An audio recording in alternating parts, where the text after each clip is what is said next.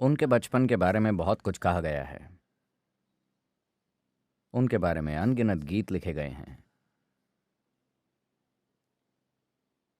ये कहानियां 3,500 सालों से इस तरह चली आ रही हैं जैसे कि कल की बात हो। शायद ज्यादातर परिवारों में उनके खुद के बच्चों या नाती पोतों के बचपन की तुलना में कृष्ण के बचपन की बात ज्यादा की जाती है, आज भी। तो उनका बचपन बहुत प्रसिद्ध है क्योंकि वो लोगों को मतवाला बना देते थे अपनी सुंदरता से, मुस्कुराहट से, बांसुरी की आवाज से और अपने नृत्य से। तो कृष्ण बहुत खुशी और गर्व के साथ कहते हैं, मैंने मक्खन चुराया। अगर मैं मक्खन न चुराऊं तो गांव में कोई उत्साह, कोई जोश नहीं होगा। तो वो अपने दोस्तों के साथ दूसरे लोगों के घर में घुसते। छत के खपरेल हटाकर वो अंदर घुसते। मक्खन को ऊंचाई पर लटकाकर रखा जाता था ताकि बच्चे वहां तक न पहुंच सकें। तो वो एक दूसरे के कंधे पर चढ़कर वहां तक पहुंचते, या अगर वो कुछ ज्यादा ही ऊंचा होता तो वो पत्थर लेकर उसे निशाना बनाते। मटकी में छेद हो जाने पर दही और मक्खन बाहर गिरने लगता और वो लोग मुंह खोलकर उसे पी लेते। या कई बार मटकी फूट जाती और सारी चीजें नीचे बिखर जाती तो वो फर्श से उठाकर उसे खा जाते। वो अपने दोस्तों के साथ भी उसे बांटते और फिर भी काफी कुछ बच जाता, क्योंकि कुछ बहादुर लड़के ही ऐसा करते। दूसरे लोग सेफ गेम खेलते तो वो बंदरों को बुलाकर उन्हें भी खिलाते। ये सब बहुत रोमांटिक लगता है, मगर ये ऐसा ही है जैसे पड़ोस के बच्चों ने आपके फ्रिज पर धावा बोल दिया हो। That's the reality. तो कुछ लोग गुस्सा हैं, कुछ लोग दुखी हैं, मगर वो आज के लोगों की तरह पागल नहीं होते थे। आज लोगों को दौरा आ जाएगा। वो महिलाएं ऐसी नहीं थीं, वो गुस्सा हो जाती थीं। ये उनकी आजीविका थी और भी बहुत कुछ। तो वो लगातार कृष्ण की शिकायत करती रहती थीं। जब वो उनकी माँ के पास आकर उनकी करतूतों की शिकायत करती तो वो गर्व से कहते हैं, मैं माँ के पीछे छिपकर उन्हें प्यार भरी आंखों से देखता हूँ, और वो मुस्कुराने लगती हैं।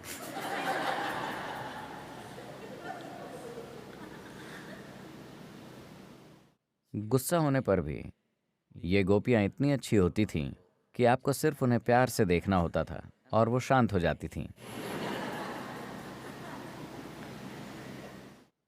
तो कृष्ण और उसके दोस्तों की छोटी छोटी शरारतों के इर्द गिर्द बहुत सारी संस्कृति, गीत संगीत और नृत्य का विकास हुआ।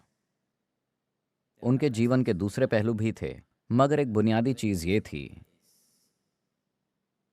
कि एक पुरुष रूप में वो बहुत ही सुंदर थे। जब वो बच्चे थे तब भी लोग उनकी शारीरिक सुंदरता की ओर खींचे चले आते थे। देश के उत्तरी भाग में, जहां लोग आमतौर पर गोरे होते हैं, वो सांवले थे। Bluish. नीली आभा वाला सांवला रंग। मगर वो एक बच्चे के रूप में इतने आकर्षक थे कि लोग उनकी बदमाशी भरी शरारतों को अनदेखा कर देते थे। दुनिया में बहुत से ऐसे लोग हैं जो कभी अपने आप में 10 मिनट के लिए भी आनंदित होकर नहीं चले। दुनिया में बहुत से ऐसे लोग हैं जो अपने पूरे जीवन में एक पल के लिए भी किसी के सामने नहीं बैठे उनसे सच में प्यार करते हुए।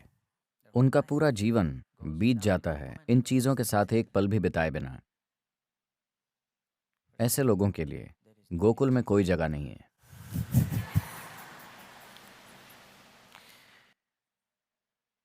गोकुल ऐसी जगह है जहां लोग अपना काम करते हुए भी खुशी से उछलते कूदते रहते हैं। वो गाते थे, नाचते थे, प्यार करते थे। चौबीसों घंटे आनंदित रहना, प्यार से भरा रहना एक इंसान की पहुंच के बाहर नहीं है। देश के सांस्कृतिक मूल्यों में कृष्ण की इतनी अहमियत इसलिए है क्योंकि इस व्यक्ति ने अपना पूरा जीवन एक खेल की तरह जिया। चाहे कुछ भी हो रहा हो। उनका जीवन कई तरह के हालातों से होकर गुजरा। उन्होंने बचपन से ही बहुत कठोर स्थितियां देखी। जिस दिन वो पैदा हुए उसी दिन से लोग उन्हें मारने की कोशिश में थे। बचपन में बहुत से लोग उन्हें मारने के लिए भेजे गए, कई वजहों से, और कई बार उनकी अलौकिक शक्तियों से इन चीज़ों को रोका गया। मगर सबसे महत्वपूर्ण ये है कि वो नाचते गाते, खुशी खुशी, आनंदपूर्वक, प्रेम पूर्वक इन चीज़ों से गुजरे। चाहे वो युद्ध में हो या अपने दुश्मन का सिर धड़ से अलग करने वाले हों, उनके चेहरे पर मुस्कुराहट रहती थी।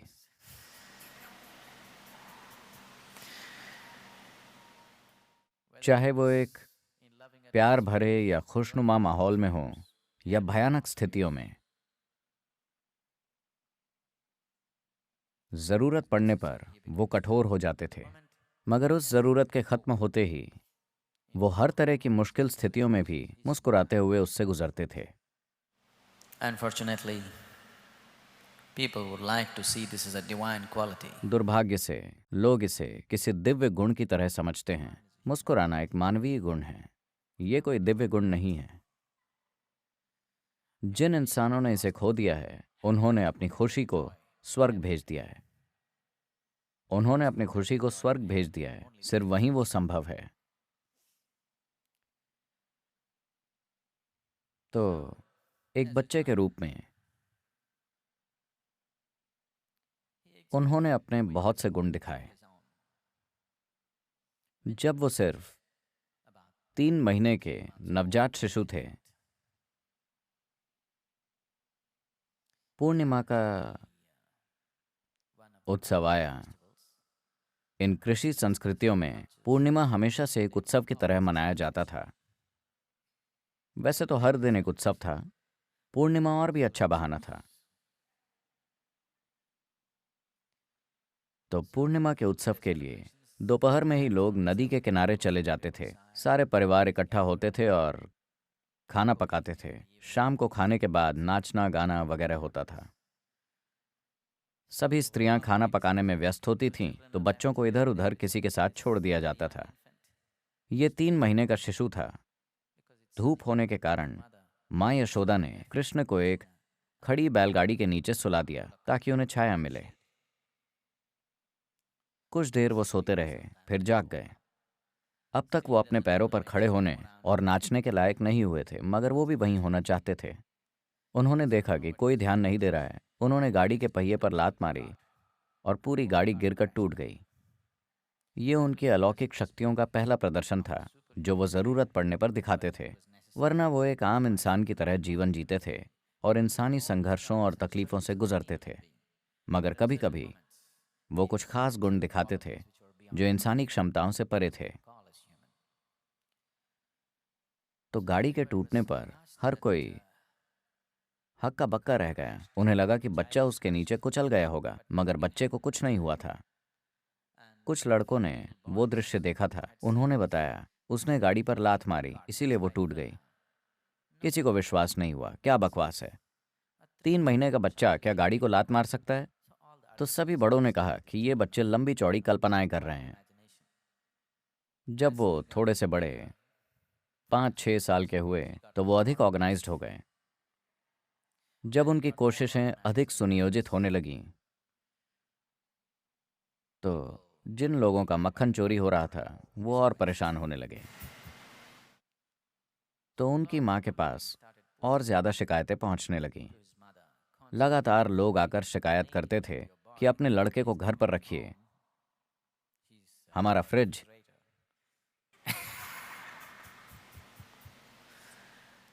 तो ये कुछ ज़्यादा ही हो गया। तो माँ यशोदा ने उन्हें डांटा। उन्हें माँ से निपटना आता था। वो जानते थे कि उनके डांटते ही तुरंत कैसे रोना है। उन्होंने फर्श पर पेट के बल लेटकर रोना बिलखना शुरू कर दिया।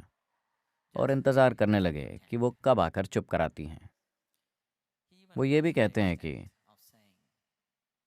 मैं गुस्सा हुआ था, मगर बाकी लोगों की तरह नहीं। दूसरे लोगों को जब गुस्सा आता है, जैसे जब दाऊ को गुस्सा आता है, तो वो चिल्लाते हैं, अपने पैर पटकते हैं, आगे पीछे चलते हैं। मैं देख सकता हूँ कि वो अपनी कितनी ऊर्जा बर्बाद कर रहे हैं। मैं उस तरह गुस्सा नहीं हुआ। मैं बस उतना ही गुस्सा हुआ जितना ज़रूरी था।